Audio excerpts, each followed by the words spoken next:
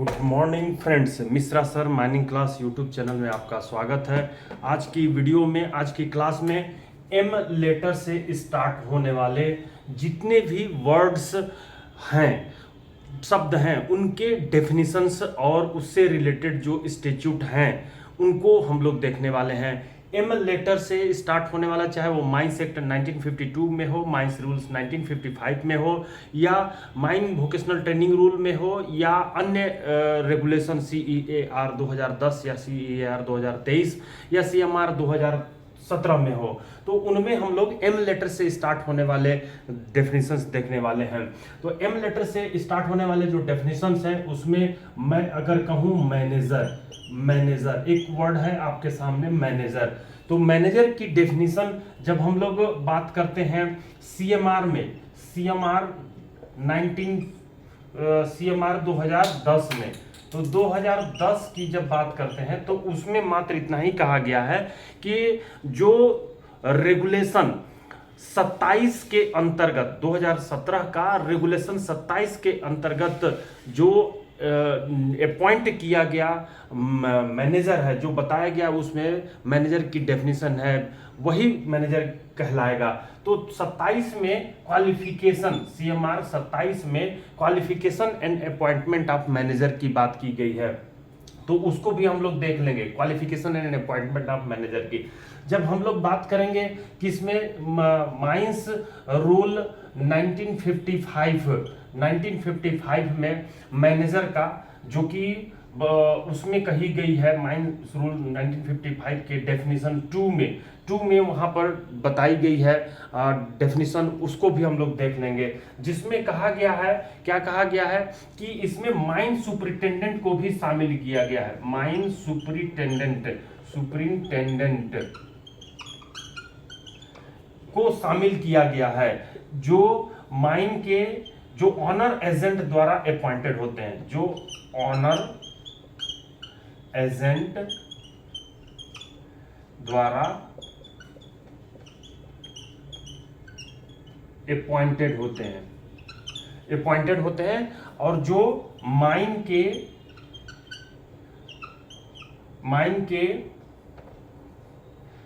Management, MGT से management को कहते हैं, मैनेजमेंट डायरेक्शन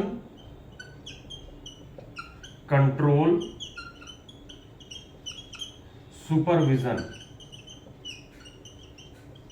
ये जो चार शब्द हैं, माइन के मैनेजमेंट डायरेक्शन कंट्रोल सुपरविजन के लिए रिस्पॉन्सिबल होते हैं,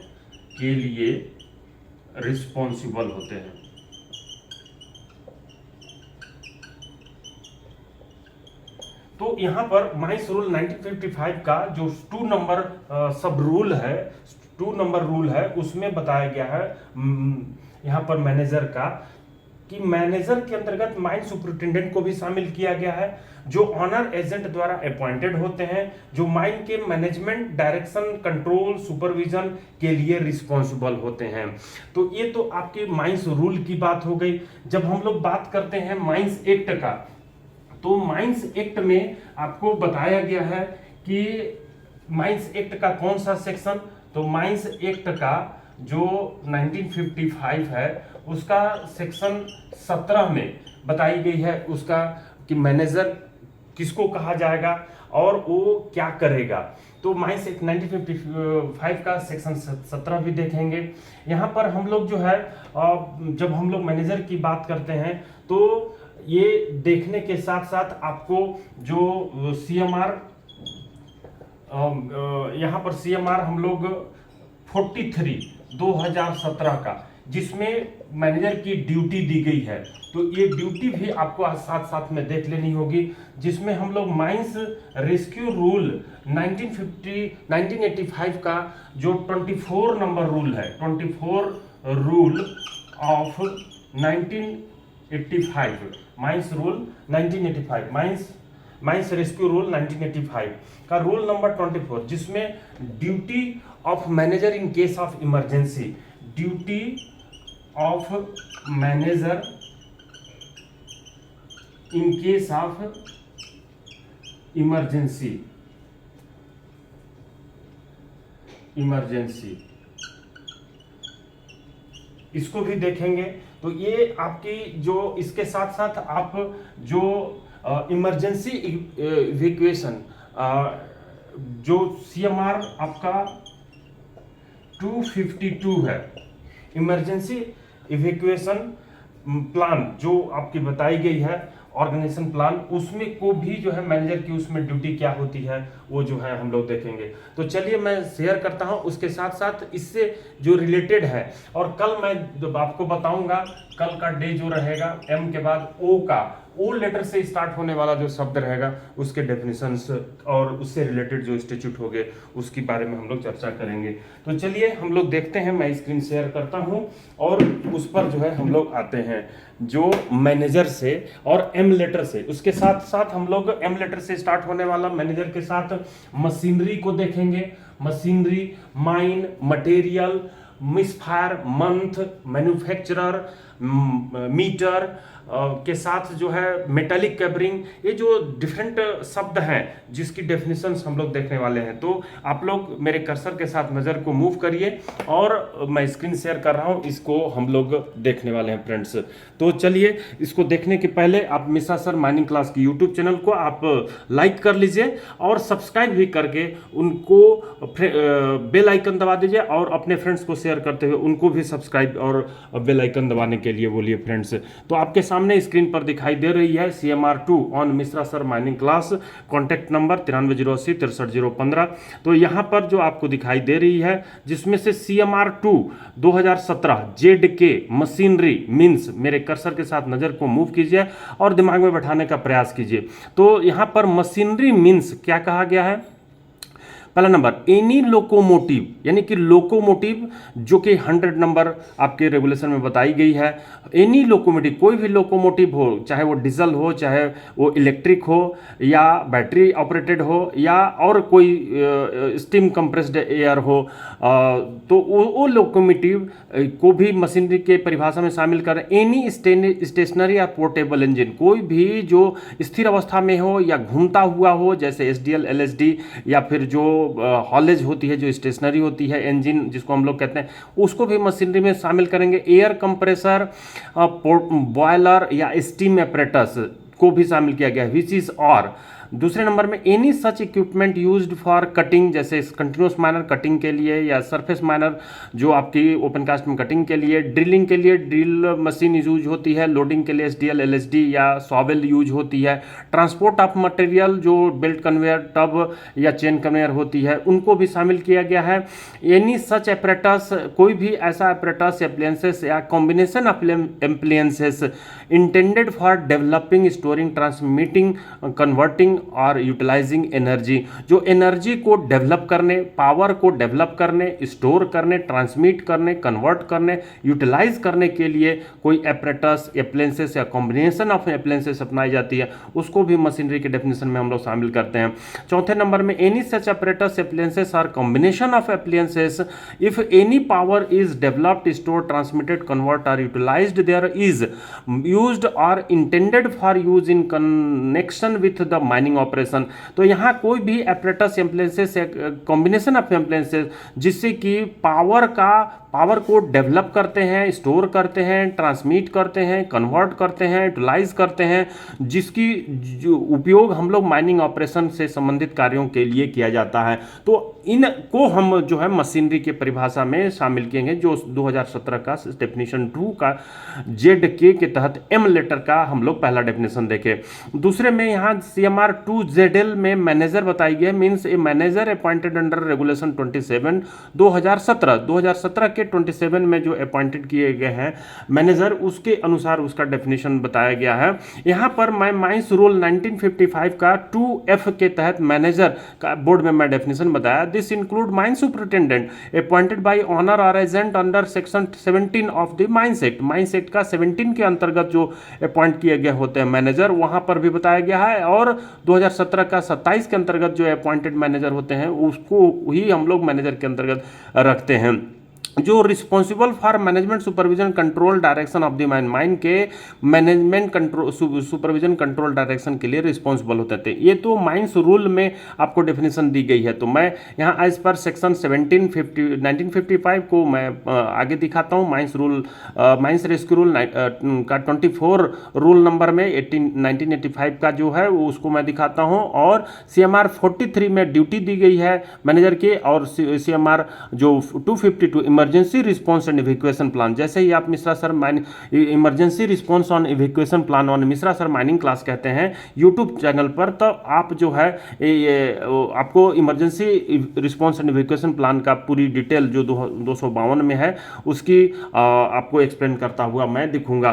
तो वो 252 को आप वहाँ पे देख सकते हैं जनरल यूट्यूब में। तो चलिए मैं अगले पेज पर आता हूँ। ये आपकी दिखाई दे रही है न्यू बैच जो स्टार्ट हो रही है online offline on Mishra sir mining class में। कॉन्टैक्ट नंबर 9308 दी हुई है।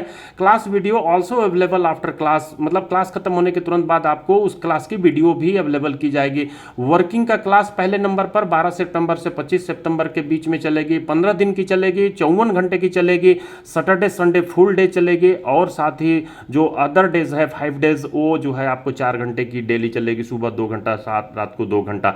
यहाँ पर ओवरमैन दूसरे नंबर में वेंटिलेशन की है 26 सितंबर से 9 अक्टूबर को चलेगी। लेजिस्लेशन जो है 10 अक्टूबर से 23 अक्टूबर के बीच में चलेगी। मशीनरी 24 अक्टूबर से 13 नवंबर की चलेगी। ओवरमैन एंड माइनिंग सरदार की 14 नवंबर से 27 नवंबर की चलेगी। तो यहाँ पर आप देख रहे हैं कि 54 घंटे की ये क्लासेस है, 15 दिन में कंप्लीट होगी। सैटरडे को 6 घंटे की होगी, संडे को 10 घंटे की होगी, और बाकी सोम से जो शुक्रवार है उसमें 2 घंटे सुबह और रात को 2 घंटे होगी। तो इस तरह से आप 54 घंटे में अपने DGMS सिलेबस और प्रीवियस एग्जाम के जो क्वेश्चंस हैं उनको हम लोग कंप्लीट करेंगे।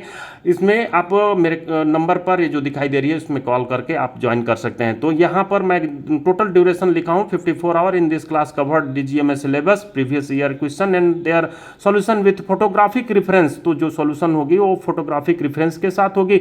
रेगुलर क्लासेस ऑल्सो अवेलेबल है सुबह जो आपको डेली चल रही है। तो आगे आते हैं अगले पेज में जहाँ पर हम लोग बात करेंगे रेगुलेशन 27 की, qualification and appointment of manager. जब qualification and appointment of manager की बात करते हैं तो 27 रेगुलेशन में ये पहला नंबर सब रेगुलेशन बताया गया, no mine shall be opened worked or reopened unless there is a manager of a mine being a person duly appointed and having such qualification as required under this regulation.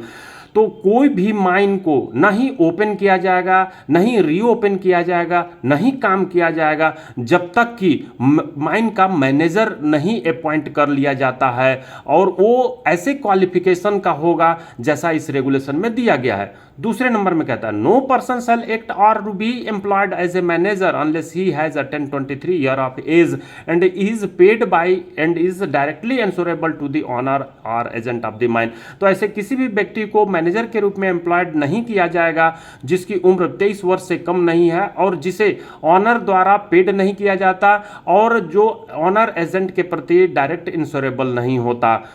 तीसरे number में कहता है subject to the provisions of sub regulation 4 no person shall act or continue to act और be appointed as a manager of the mine or mine the average output of which correspond to the figure given in the column 1 of the table below unless he is hold corresponding qualification given in the column 2। तो जब तक column 2 में दिया गया corresponding उसको certificate नहीं रहती तब तक उसको कॉलम 1 के अनुसार दिए गए खदान में मैनेजर के रूप में अपॉइंट नहीं किया जाएगा। जबकि जो सब रेगुलेशन 4 में दिया गया है उसको छोड़ करके प्रोविजन जो सब रेगुलेशन 4 में दिया गया है वो कंटिन्यू करने के लिए उसको एक्ट को तो सब रेगुलेशन 4 में भी देखेंगे हम लोग।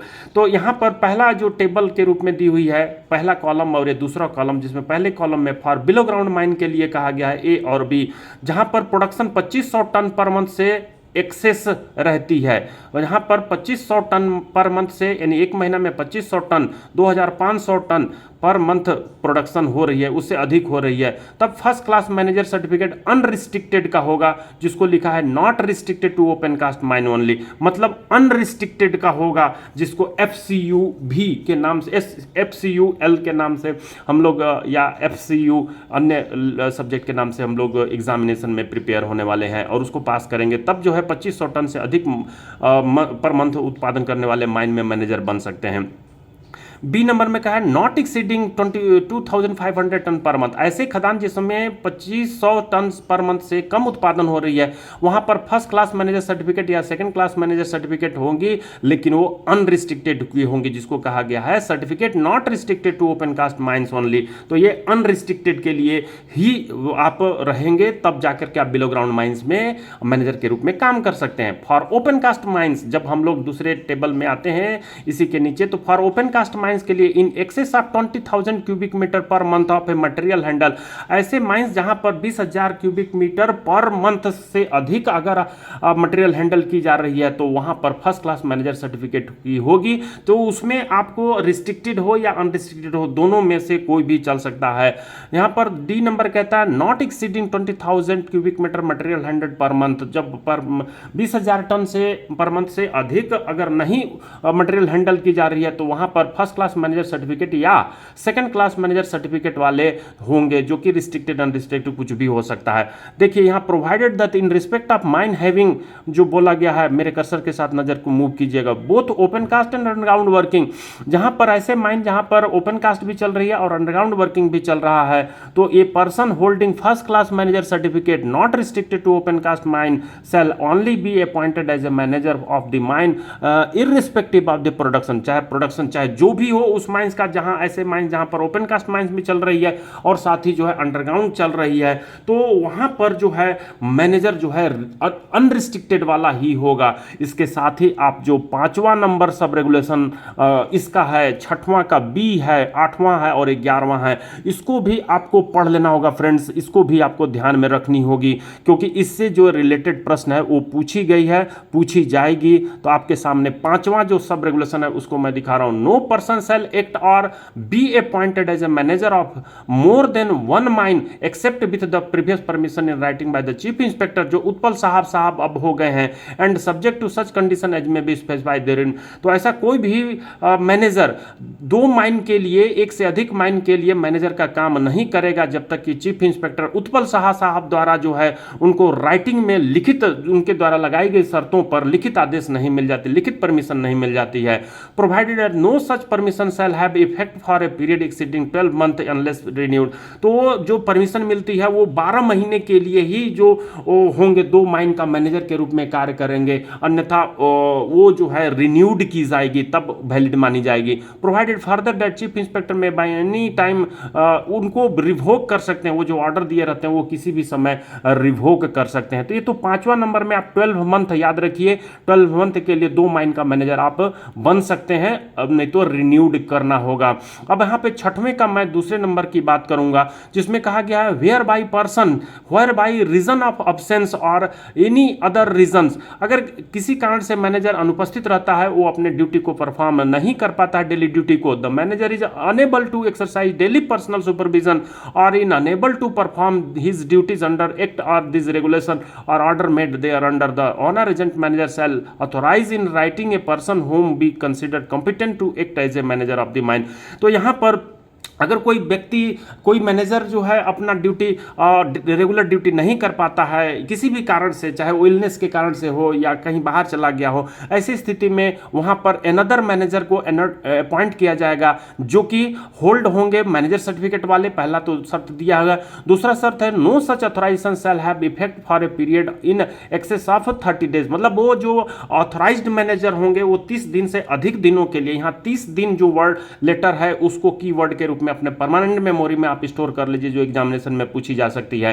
तो वो जो ऑथराइज्ड मैनेजर होंगे वो आपको 30 दिन से अधिक दिनों के लिए काम नहीं करेंगे, जबकि except with the previous consent in writing by the chief inspector and subject to such condition as may be specified therein. तो जब तक कि फिर से जो चीफ इंस्पेक्टर उत्पल साहब हैं उनके द्वारा जो लगाई गई शर्तें पर हैं उनके द्वारा लिखित प्रीवियस कंसेंट नहीं मिल जाती है। तो मैं यहां पर 6वां का दूसरे नंबर में 30 डेज को फोकस करना करना चाह रहा था। तो ये 6वां का दूसरा नंबर आप याद रखिए। उसके बाद आइए 8वां नंबर में।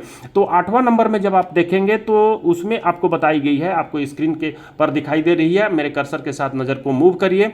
No manager shall vacate his office without giving due notice in writing to the owner और एजेंट और लिस्ट 30 डेज बिफोर। अगर किसी मैनेजर को अपने ऑफिस को वेकेट करके बाहर जाने की इच्छा करती है कहीं कोई के लिए, तो उनको जो है जिस दिन उनको जानी है उस दिन के 30 दिन पहले ऑनर और एजेंट को उनको लिखित में सूचना देनी होगी। 30 दिन पहले, ये भी आपको याद रखना होगा कि 30 डेज पहले आपको इंफॉर्मेशन दे करके ऑनर एजेंट को तभी आप जो है जा सकते हैं। तो ये 30 डेज यहां के लिए भी याद रखिए 8वां नंबर के लिए, जिसमें no manager shall vacate his office without giving due notice in writing to the owner और agent at least 30 days before the day on which he wishes to vacate his office, provided that the owner agent may permit the manager to vacate his office after giving a shorter notice. Shorter notice में वो जो है आप जा सकते हैं। तो यहां पर मैं 11वें नंबर पर फोकस कराना चाहता हूं जो आपके एग्जामिनेशन के लिए बहुत ही इंपॉर्टेंट है। आप अपने रेगुलेशन में उसको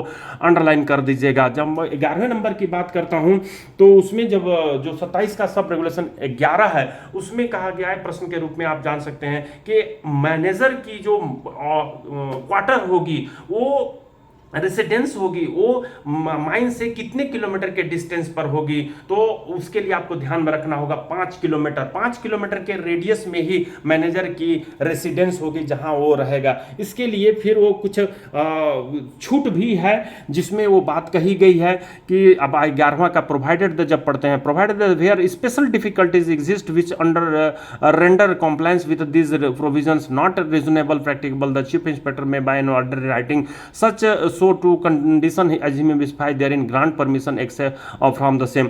तो ये जो है कोई स्पेशल कंडीशन में उनको चीफ इंस्पेक्टर द्वारा अनुमति लेकर के स्पेशल डिफिकल्टीज होने पर वो 5 किलोमीटर की रेडियस से बाहर रह सकते हैं। तो ये 5 किलोमीटर डिस्टेंस याद रखनी है फ्रेंड्स।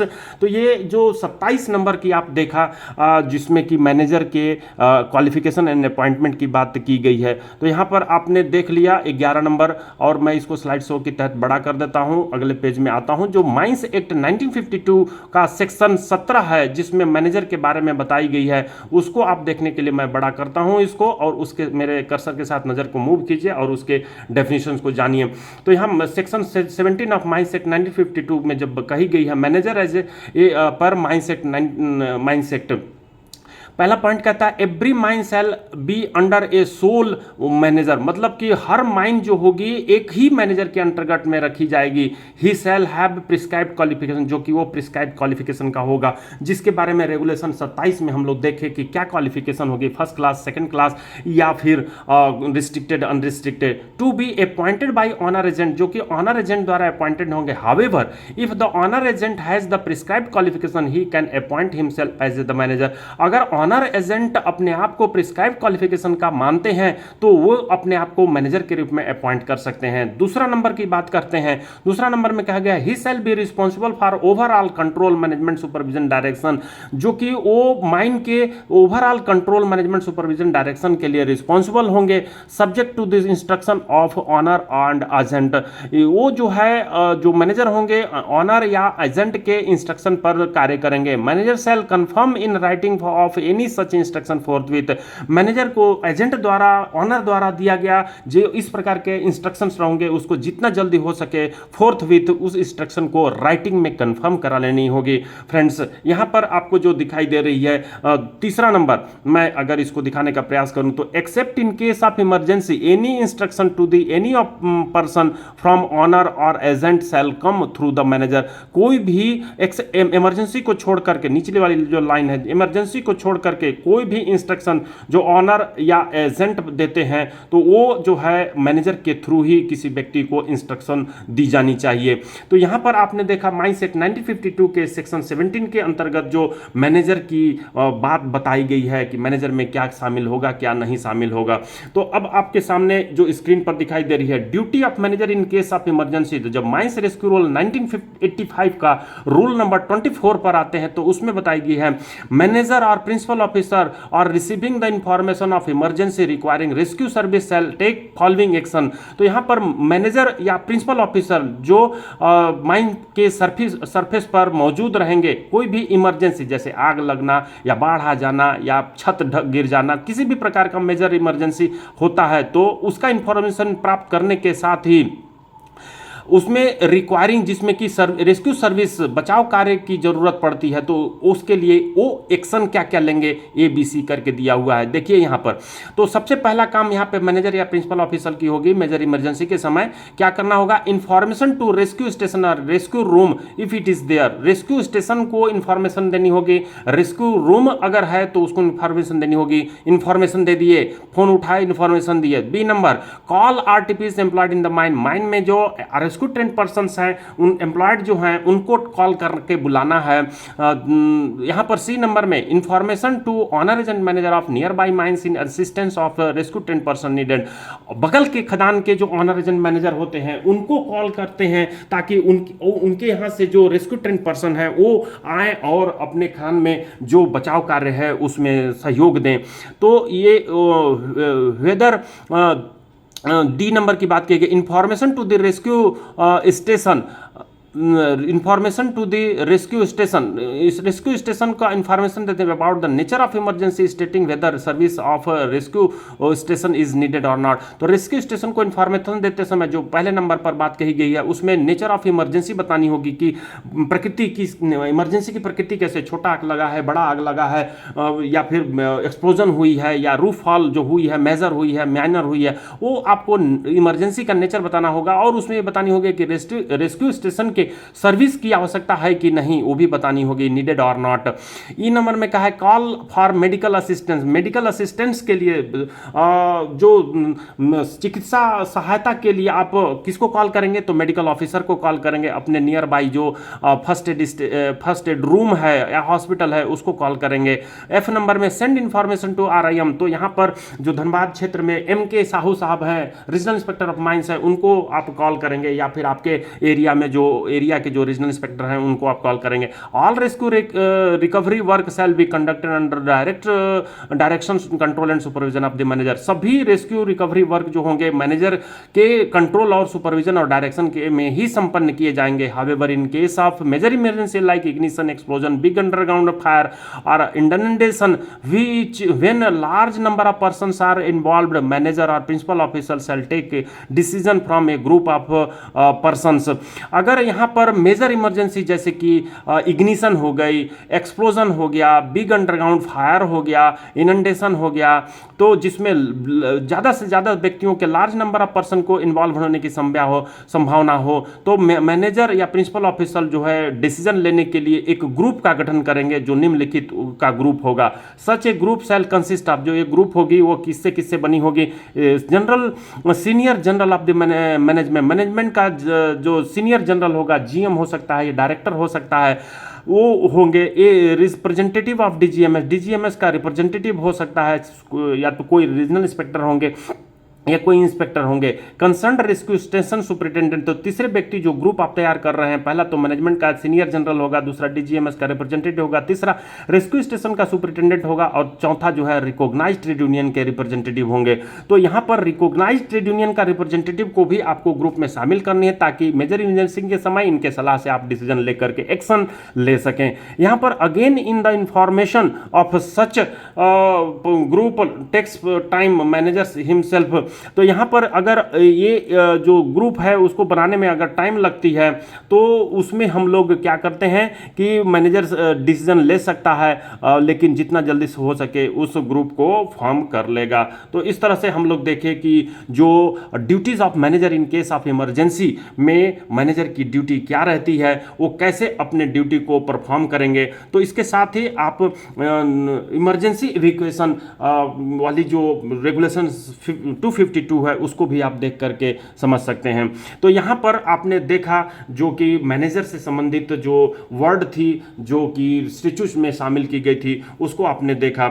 यहाँ पर मैं दिखाना चाहता हूँ जो CMR 2 में ही ZM के तहत मैन्युफैक्चरर दिया हुआ है। मैन्युफैक्चर, मेरे कर्सर के साथ नज़र को मूव करिए, तो ये मैन्युफैक्चरर का डेफिनेशन क्या है, मीन्स एन इंडिविजुअल, मतलब कि कोई इंडिविजुअल, एसोसिएशन ऑफ इंडिविजुअल, यानी कि इंडिविजुअल का समूह, कंपनी या इंस्टीट्यूशन हु मैन्युफैक्चर्स, जो मैन्युफैक्चर करता है मशीनरी को, प्लांट को, इक्विपमेंट को, एप्लियंसेस और substances for use in the coal mines, coal mines में यूज करने के लिए जो सब्सटेंसेस बनाता है या एप्लियंसेस बनाता है या इक्विपमेंट, प्लांट, मशीनरी को मैन्युफैक्चर करता है, वो ग्रुप ऑफ एसोसिएशन, कंपनी या इंस्टीट्यूशन या इंडिविजुअल को हम लोग मैन्युफैक्चर कहेंगे। इसके साथ ही मैं पहले के वीडियो में बता चुका हूं, रेगुलेशन 38 में मैन्युफैक्चरर, डिजाइनर और जो कॉन्ट्रैक्टर है, सब कॉन्ट्रैक्टर है, उसकी ड्यूटी दी हुई है। तो वहां पर जो है रेगुलेशन 38 में आप 2017 का जा करके मैन्युफैक्चरर के बारे में और 2-4 जो सब रेगुलेशन उसको रीड कर लेंगे।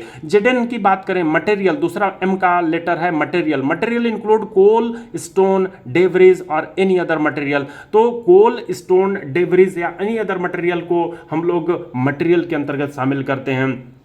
जब हम लोग बात करते हैं जेडो, माइन की, तो mine for the purpose of chapter 4 under this regulation means all excavation within the mine boundary and all premises, plant, machinery and works as specified in the clause J of subsection 1 of section 2 of the mines act 1952 and the same shall be collectively constitute a mine. कहने का मतलब कि जो यहाँ पर excavation means all excavation, सभी excavation, mine के अंतर्गत सभी एक्सकवेशन को शामिल किया गया है with in the mine boundary, mine boundary के अंतर्गत जो आते हैं, एंड ऑल प्रीमिसेस, ऑल वो प्रीमिसेस जो प्लांट, मशीनरी एंड वर्क्स किए जाते हैं एज स्पेसिफाइड इन द, जो कि जो माइंस एक्ट 1952 का सेक्शन 2 का 1 का जे में स्पेसिफाइड किया गया है, वो जो है वो माइन को कंस्टिट्यूट, कलेक्टिवली कंस्टिट्यूट किया जाता है। तो यहाँ पर माइन के डेफिनेशन में जब मैं बात करता हूँ माइंस एक्ट 1952 के सेक्शन 2 के तहत जो कि 1 का जे में बताई गई है, तो 1 का जे में माइन का यहाँ पर मैं आपको दिखा रहा हूँ। This is an excavation for any operation of searching or obtaining mineral which has been or is being carried out, his includes, this includes. कहने का मतलब कि कोई भी एक्सकवेशन जो मिनरल के सर्चिंग या ऑब्टेनिंग के लिए कोई ऑपरेशन चलाई गई हो या चलाई जा रही हो। याद रखिए, माइन का डेफिनेशन में आपको ध्यान रखनी है, माइन का डेफिनेशन में ध्यान रखनी है कि कोई भी एक्सकवेशन जो मिनरल के सर्चिंग यानी कि खोज करने, ऑब्टेनिंग यानी प्राप्त करने के लिए कोई ऑपरेशन चलाई जा रही हो या चलाई गई हो, उसको हम माइन के डेफिनेशन में शामिल करते हैं। ये जो माइंस एक्ट 1952 का सेक्शन 2 का 1 का जे में ये डेफिनेशन बताई गई है। तो ये जो इसमें इंक्लूड जो की जाती है, इसमें माइन का शाफ्ट होता है, कोई भी मोड ऑफ एंट्री जिसको हम लोग अलग अलग रूपों में 1 से लेकर के जे तक हम लोग देखते हैं।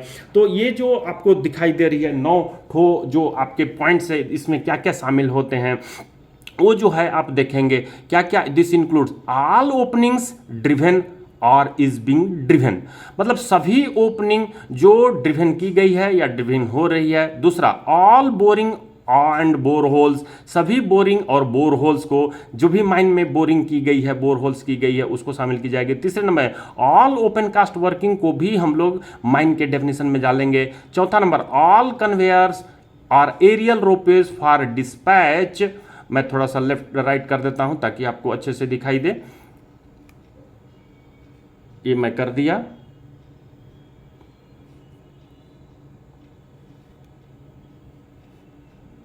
तो आपके सामने दिखाई दे रही है।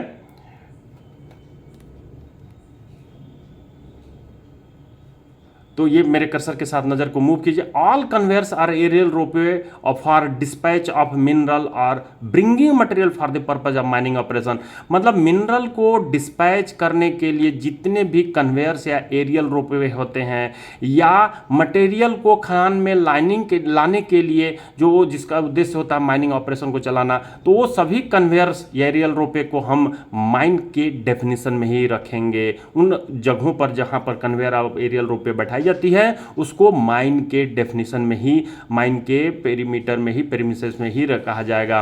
5वां नंबर में, रेलवे, ट्रामवेज, जो हॉलिस ट्रैक होती है, साइडिंग होती है इन और adjacent to the mine, mine के एडजेसेंट में या साइडिंग होती है, ट्रॉम्बेस होता है, रेलवे होता है, उसको भी हम लोग माइन के डेफिनेशन में शामिल करते हैं। ऑल वर्कशॉप और stores under the same management, management के अंतर्गत जो सभी वर्कशॉप या स्टोर होते हैं उसको भी शामिल किया जाता है। All power station, sub station etcetera connected to the supply of the power to the mine under the same management, तो सेम मैनेजमेंट के अंतर्गत में जो भी पावर स्टेशन होते हैं, सब स्टेशन होते हैं जो माइन में पावर सप्लाई से के संबंधित होते हैं, उनको भी माइन के परिभाषा में शामिल किया जाता है, पावर स्टेशन, सब स्टेशन को। 8वां नंबर में देख रहे हैं, एनी प्रीमिसेस, कोई भी परिसर जहां मटेरियल इज स्टोर्ड की जाती है for the purpose of mining operation of the same mine, same mine के लिए माइनिंग ऑपरेशन को चलाने के लिए उद्देश्य से जो स्टोर किया गया कोई भी मटेरियल हो, खूटा हो, सिल्ली हो, बालू हो, तो उनको भी परमिसेस को, परिसर को हम लोग जो है माइन के डेफिनेशन में शामिल करते हैं। यहाँ पर any other places where ancillary, अनुषंगी कार्य ऑपरेशन चलाई जा रही हो, उसको भी माइन की परिभाषा के अंतर्गत शामिल करते हैं। तो आपने देखा कि माइन की परिभाषा में इन सभी को माइन सेक्टर के सेक्शन 2 का जो डेफिनेशन 1 का जे है, उसमें माइन का डेफिनेशन में क्या क्या शामिल की जाती है उसको हम लोग ने देख लिया। अब हम लोग बात करेंगे जेडपी की। जेडपी में मिस फायर की बात की गई है, means the failure to explode of an entire charge of explosive in a short hole और ब्लास्ट होल। इसके साथ ही जो मिस फायर की बात करते हैं, तो चाहे ओपन कास्ट हो चाहे अंडरग्राउंड हो, होल में चार्ज किया गया सब बारूद का आवाज न हो पाना मिस फायर के नाम से जाना जाता है, मिस फायर के डेफिनेशन में शामिल किया जाता है। और ये मिस फायर को जब छुड़ाने की बात आती है कि कैसे छुड़ाया जाएगा, तो हम लोग CMR 204 2017 का 204 सब रेगुलेशन में हम लोग जाते हैं और वहां पर छुड़ाने का तरीका की बात की जाती है कि वहां पर हम लोग रिलीविंग होल लगाएंगे कि नहीं, कैसे छुड़ाई जाएगी, तो वो 204 रेगुलेशन पर आकर के करेंगे। ओपन कास्ट के लिए DGMS, ओपन कास्ट माइंस में कैसे उसको छुड़ाया जाएगा, उसके लिए DGMS के जो सर्कुलर्स हैं उस पर आकर के हम लोग उसका स्टडी करेंगे फ्रेंड्स। तो मैं यहाँ पर मिस फायर के जो 204 हैं ओपन कास्ट चाहे अंडरग्राउंड को, उसको छुड़ाने की बात मैं अगले वीडियो में लोड करूंगा। यहाँ पर अभी 204 का हम लोग 2017 में डेफिनेशंस को केवल देख करके रखते हैं।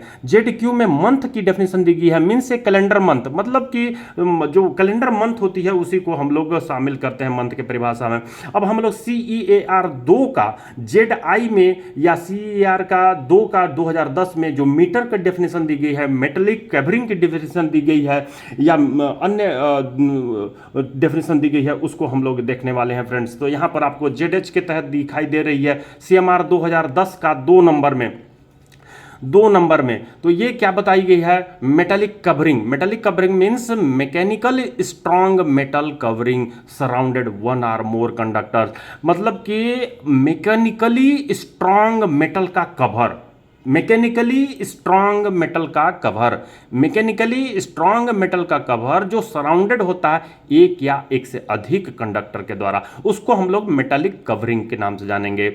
अब यहाँ पर देखिए, जब हम लोग केबल में बात करते हैं तो ये केबल जो कि माइंस CEAR 2010 में केबल क्या जो रूल दी हुई है, रेगुलेशंस दिया हुआ है, उसके बारे में मेटालिक कवरिंग की बात की गई है वहाँ पर। तो ये एक या एक से अधिक कंडक्टर द्वारा सराउंडेड रहती है, जैसा आप आर्मर्ड केबल देखते हैं या फिर फ्लेक्सिबल केबल देखते हैं, उसमें आपको दिखाई देती है। जब हम लोग मीटर की बात करते हैं, METER, मीटर का डेफिनेशन की बात करते हैं, M से स्टार्ट होने वाला शब्द है, मतलब means a device suitable for measuring, ऐसा डिवाइस जो मेजरिंग करने के लिए या इंडिकेटिंग करने के लिए, रिकॉर्डिंग करने के लिए, किसका, जो कंजप्शन ऑफ इलेक्ट्रिसिटी, जो recording consumption of electricity, electricity का जो कंजप्शन होती है, जैसे आपके घरों में मीटर लगी रहती है जो इलेक्ट्रिसिटी के कंजप्शन को रिकॉर्ड करती है, साथ ही इंडिकेट करती है और मेजर भी करती है, तो वो जो डिवाइस है उसको मीटर के रूप में कहते हैं। या any other quantity related with the electrical system, या और कोई क्वांटिटी जो इलेक्ट्रिकल सिस्टम के साथ रिलेटेड होता है, ऐसा को हम लोग मीटर के रूप में देखते हैं। एंड शैल इंक्लूड, जिसमें शामिल होती है, ध्यान दीजिएगा प्रश्न यहीं पर बनती है आपके एग्जामिनेशन के लिए कि and shall include wherever applicable, जहां पर भी जरूरत हो, अदर इक्विपमेंट सच एज, अन्य इक्विपमेंट उसमें शामिल किया गया है, सच एज करंट ट्रांसफर, सिटी, करंट ट्रांसफर को शामिल किया गया है, यहां ध्यान दीजिएगा मीटर में करंट ट्रांसफर सीटी को शामिल किया, वोल्टेज ट्रांसफार्मर वीटी को शामिल किया गया है, कैपेसिटर वोल्टेज ट्रांसफार्मर सीवीटी को शामिल किया गया with necessary wiring and accessories, जिसके साथ नेसेसरी वायरिंग और एसेसरीज लगी रहती है। यहां पर भी माइन को CAR 2010 में भी माइन को डिफाइन करने के लिए डेफिनेशन में दिया गया है कि माइंस एक्ट 1952 का जो सेक्शन 35 में जो बताई गई है उसको माइन के तहत डिफाइन किया गया है। तो यहां पर आपने M लेटर से स्टार्ट होने वाले जो शब्द थे उसकी ड्यूटी हो चाहे रिस्पॉन्सिबिलिटी हो मैनेजर की, उसको आपने देखा। हम लोग कल जो है देखेंगे O लेटर से स्टार्ट होने वाले जितने भी स्टेच्यूट के पॉइंट्स हैं उनको। मिश्रा सर माइनिंग क्लास की यूट्यूब चैनल को आप लाइक जरूर करिए, सब्सक्राइब भी करिए और अपने फ्रेंड्स के पास भी भेज करके उनको लाइक सब्सक्राइब करने के लिए बोलिए और बेल आइकन न दबाना भूलिए friends. Thank you, next video में फिर से मिलते हैं।